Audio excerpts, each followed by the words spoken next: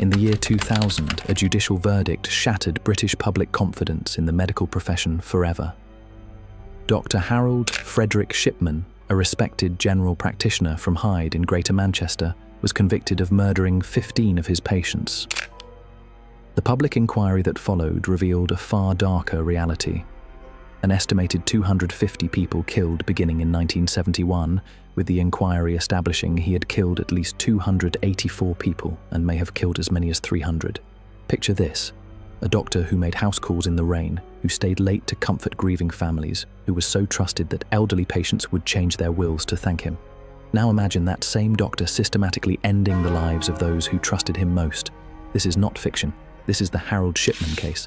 This case raises fundamental questions about medical surveillance systems, the trust we place in healthcare professionals, and the mechanisms for detecting serial crimes within a medical context. Today, we'll analyze this case through a criminological lens, examining the systemic failures that allowed these crimes to continue undetected for over 2 decades. Harold Frederick Shipman was born on January 14, 1946, into a working-class family in Nottingham. His early life appeared unremarkable. He was a bright student who excelled academically and seemed destined for success. But there was one formative experience that would echo through his later crimes: watching his mother, Vera, die of lung cancer in 1963 when he was just 17 years old. Young Harold witnessed something that would haunt him, and later his victims. His mother's final days were made bearable only by regular morphine injections administered by her doctor. Harold observed how the drug transformed her from a woman writhing in agony to someone peaceful, almost euphoric. Years later, investigators would wonder if this experience planted the seed for what was to come. Despite this trauma, or perhaps because of it, Shipman thrived academically. He entered Leeds School of Medicine in 1965, where he was known as a serious, somewhat arrogant student who kept to himself. He graduated in 1970 and began his career as a general practitioner. On the surface, he embodied everything patients wanted in a doctor, available at all hours, making house calls when others wouldn't, and showing particular attention to elderly and isolated patients. In 1977, Shipman established his practice in Hyde, a quiet market town in Greater Manchester. Here, he cultivated an image that would serve him well for decades. He was the old-fashioned doctor in an increasingly modern world, authoritative but competent, traditional in his methods, and seemingly devoted to his patients' well-being. His approach was paternalistic in a way that particularly appealed to elderly patients. He spoke with authority, made decisions quickly, and exuded the kind of confidence that made patients feel safe. To the elderly women who would later become his primary victims, Dr. Shipman wasn't just their physician. He was a trusted friend, sometimes the only person they saw regularly. The investigation revealed a chilling consistency in Shipman's crimes that spanned more than 2 decades. His method was both simple and devastatingly effective, exploiting every aspect of the trust placed in medical professionals. Shipman's choice of victims followed a disturbing pattern that maximized his chances of avoiding detection. 85% of his victims were elderly women, typically living alone or with minimal social contact. These weren't random selections, they were calculated choices. He targeted patients who were often in relatively good health for their age, making their sudden deaths more shocking but also less likely to trigger immediate suspicion. Most importantly, these were long-term patients who had developed deep trust in him over years of care. Method of execution. Shipman's weapon of choice was diamorphine, medical-grade heroin.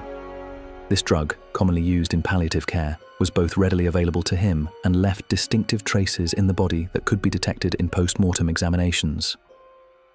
His typical approach involved making unscheduled house calls, often claiming he was just checking on the patient. The injection would be administered during what appeared to be a routine examination, causing rapid death, sometimes within minutes. He would then immediately falsify death certificates, citing natural causes that seemed plausible given the patient's age. Looking back, the warning signs were there, red flags that should have triggered investigation years earlier. Shipman's practice recorded a death rate significantly higher than the average for general practitioners in similar areas. Where a typical GP might expect to sign perhaps 20 to 30 death certificates per year, Shipman was signing over 100. The circumstances surrounding these deaths showed disturbing similarities. Patients frequently died alone with only Dr. Shipman present. Family members would often arrive to find their loved one had died peacefully, with Shipman already there, having just arrived to check on them. He consistently encouraged cremation over burial, explaining to grieving families that it was more dignified, though cremation also prevented future exhumation and autopsy. Perhaps most tellingly, many of his victims were found sitting upright in chairs or lying peacefully in bed, fully dressed and showing no signs of distress, an unusual position for someone dying of the natural causes listed on their death certificates.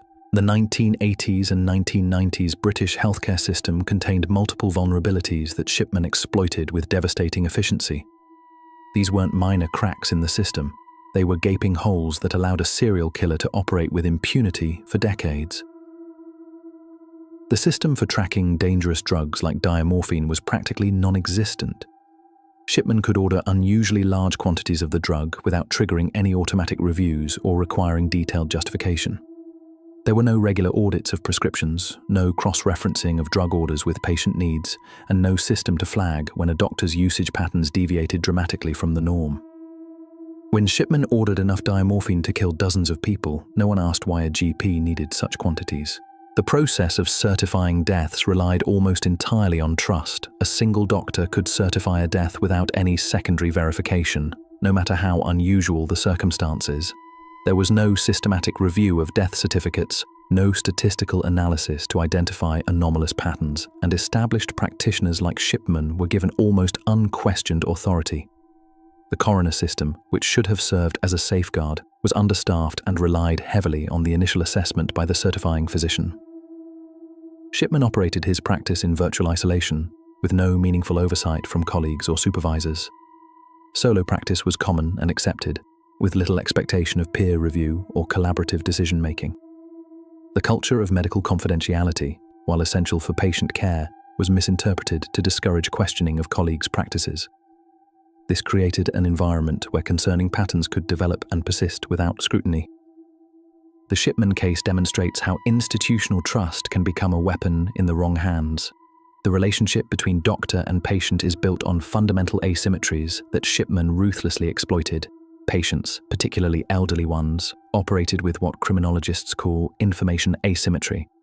They were entirely dependent on their doctor's expertise and had no way to verify his medical judgments. The social status of physicians provided Shipman with what amounted to social immunity from suspicion. When people did express concerns about the number of deaths among his patients, they were often dismissed as gossips or troublemakers questioning a respected professional. The vulnerability of his chosen victims cannot be overstated. Elderly patients, especially those living alone, were less likely to seek second opinions, less likely to question medical authority, and less likely to have advocates who might notice patterns or inconsistencies in their care. The beginning of the end for Harold Shipman came from an unexpected source, a colleague's professional instinct. In March 1998, Dr. Linda Reynolds, who worked at a nearby practice, began to notice something troubling. She was seeing an unusual number of Shipman's patients for cremation certificates, a routine but necessary second signature required before cremation could proceed. Dr. Reynolds was struck not just by the numbers, but by the circumstances. Too many of Shipman's patients seemed to be dying suddenly and unexpectedly, often alone with only their GP present. Her concerns weren't based on dramatic evidence, just the accumulated weight of statistical anomaly and professional intuition. When she raised these concerns with local coroner John Pollard, she set in motion a chain of events that would eventually expose one of Britain's most prolific serial killers. The first police investigation was catastrophically inadequate, a failure that would haunt investigators for years to come. Detective Inspector David Smith conducted what can only be described as a cursory review, interviewing a handful of relatives and examining a small sample of cases. The investigation lasted just 3 months and concluded there was insufficient evidence to suggest criminal activity. This failure was more than just missed opportunities. It was a green light for Shipman to continue killing. In the 2 years following this investigation, he would murder at least 37 more people. The investigation's shortcomings highlight another systemic failure: law enforcement's lack of preparedness for investigating medical professionals and their unfamiliarity with the patterns of healthcare serial killers. The case that finally brought Shipman down began with an 81-year-old former mayor of Hyde named Kathleen Grundy. On June 24, 1998, Mrs. Grundy was found dead in her home by a friend who had come to take her on a planned outing. Shipman arrived shortly after, explaining he had come to take a blood sample and discovered her body. What made this case different was not the death itself. Mrs. Grundy was elderly after all, but what happened next. A few days after the funeral, Mrs. Grundy's daughter, Angela Woodruff, a solicitor, received a copy of what purported to be her mother's will. This document, dated just weeks before her death, left her entire estate, worth £386,000, to Harold Shipman. Angela Woodruff immediately knew something was wrong. The will was typed on an old typewriter rather than professionally prepared, contained several spelling errors, and most importantly, excluded all family members, something completely out of character for her mother. When Woodruff contacted the previous solicitors who had handled her mother's affairs, she discovered they had no record of any recent will. Armed with compelling evidence of fraud, police launched a proper investigation this time. The exhumation of Kathleen Grundy's body revealed lethal levels of diamorphine, a drug she had no medical reason to receive. A handwriting analysis of the fraudulent will showed it had been written by Shipman himself. As investigators dug deeper, the scope of Shipman's crimes became apparent. What had started as a fraud investigation rapidly expanded into one of the largest serial murder cases in British history.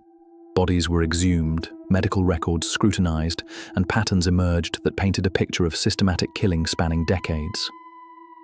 On September 7, 1998, Harold Shipman was arrested at his home in Mottram, charged initially with the murder of Kathleen Grundy and the forgery of her will. As the investigation continued, more charges would follow. Harold Shipman's trial began on October 5, 1999, at Preston Crown Court. The prosecution, led by Richard Henriquez QC, presented overwhelming evidence of murder and fraud. Shipman maintained his innocence throughout, offering increasingly implausible explanations for the evidence against him.